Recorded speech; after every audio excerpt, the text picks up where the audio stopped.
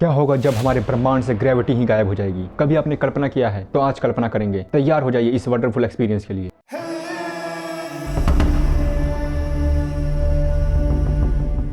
पृथ्वी पर क्या होगा ये तो हम बाद में देखेंगे। सबसे पहले देखते हैं कि पृथ्वी के ऊपर यानी ब्रह्मांड में क्या होगा। यदि ग्रेविटी ही नहीं रहेगी तो सिंपल सी बात है कि सूरज भी नहीं एग्जिस्ट करेगा, क्योंकि ग्रेविटी के कारण ही सूरज एक तारा चमकदार बन पाता है। क्योंकि कोई भी तारा गैस से बनते हैं और यदि उनमें ग्रेविटी ना रहे तो वो गैस केवल वो गैस का गुब्बारा बना रहेगा, ना कि तारा। क्योंकि गैस के जो मॉलिक्यूल्स होते हैं उनकी ग्रेविटी इतनी पावरफुल होती है कि वो अपनी ग्रेविटी की वजह से ही उनमें न्यूक्लियर फ्यूजन रिएक्शन होती है। क्योंकि जब ग्रेविटी उनके मॉलिक्यूल्स पर लगती है तो वो उनके मॉलिक्यूल्स को आपस में एक दूसरे की ओर अट्रैक्ट करती हैं, एक प्रेशर लगाती है, ग्रेविटी फोर्स लगाती है, खींचती है आपस में, जिस वजह से दो न्यूक्ली आपस में टकरा जाते हैं और एक सिंगल न्यूक्ली बनते हैं।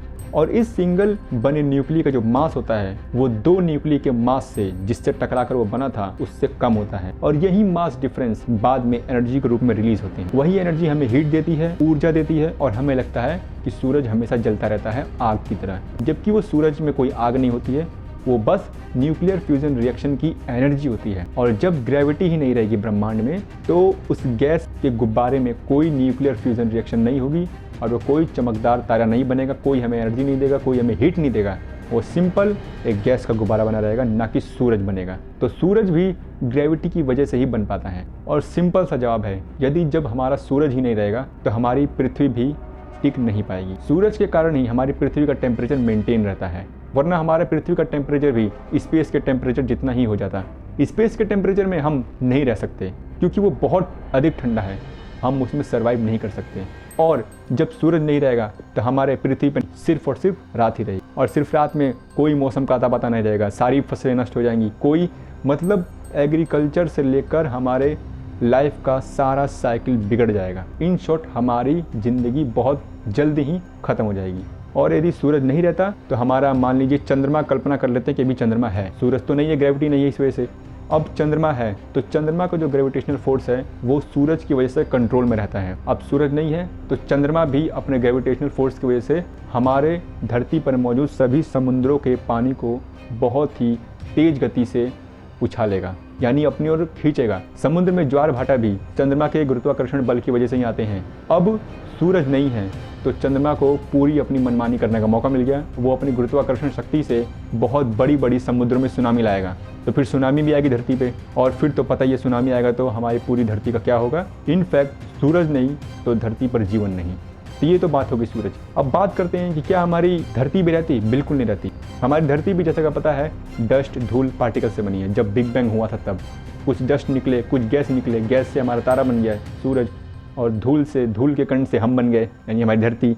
अब जब ग्रेविटी नहीं है तो हमारी धरती भी फॉर्म हो ही नहीं पाती। और फिर आते हैं अपने सूरज पर। ग्रेविटी नहीं है तो सूरज नहीं है, और जब सूरज नहीं है तो हमारा सौर मंडल भी एग्जिस्ट नहीं करेगा, क्योंकि सूरज के ग्रेविटेशनल फोर्स की वजह से ही हमारे सौर मंडल के सारे ग्रह सूर्य का चक्कर लगाते हैं और एक स्पेसिफिक अरेंजमेंट में बंधे रहते हैं। और जब सूरज नहीं रहेगा तो हमारा सोलर सिस्टम भी नहीं रहेगा। बिना ग्रेविटेशनल फोर्स की वजह से हमारी धरती नहीं रहेगी, सूरज नहीं रहेगा, और यहाँ तक कि हमारा सोलर सिस्टम नहीं रहेगा। अब बात करते हैं मिल्की वे गैलेक्सी की।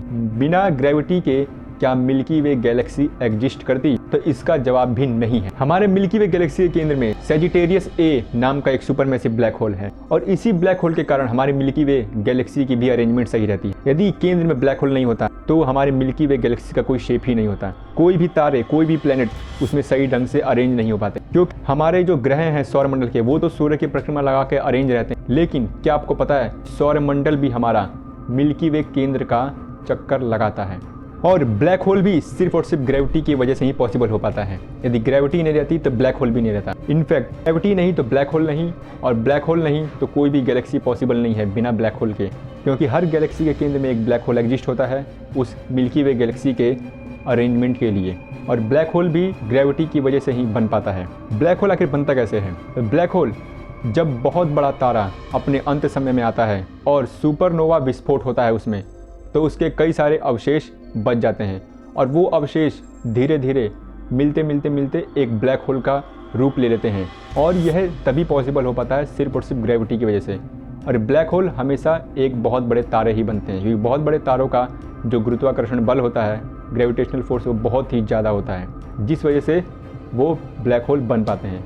इन शॉर्ट ब्लैक होल भी सिर्फ और सिर्फ ग्रेविटी की वजह से ही पॉसिबल हैं। तो बिना ग्रेविटी के ना ही ब्लैक होल, बिना ब्लैक होल के ना ही मिल्की वे गैलेक्सी, बिना ग्रेविटी के ना ही सूरज, बिना सूरज के ना ही सौरमंडल, इनफैक्ट बिना ग्रेविटी के यूनिवर्स एग्जिस्ट हो ही नहीं पाता, ना ही कोई लाइफ होती, लाइफ साइकिल भी बिल्कुल नहीं पॉसिबल था। बिना ग्रेविटी के कुछ नहीं। Gravity is the most important part of universe.